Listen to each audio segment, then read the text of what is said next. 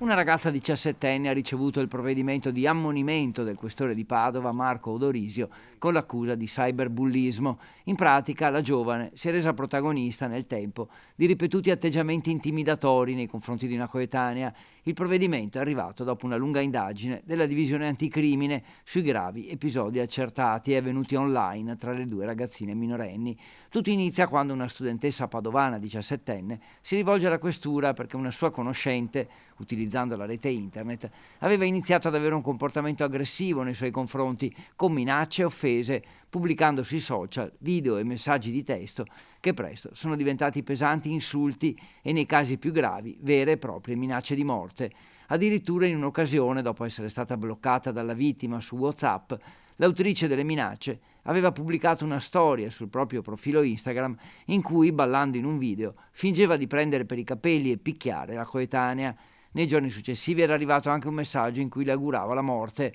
e così l'ansia e la paura, per sé e per i familiari, avevano convinto la vittima a rivolgersi alla polizia, ed ecco il provvedimento di ammonimento del questore per prevenire e fermare questi episodi di violenza.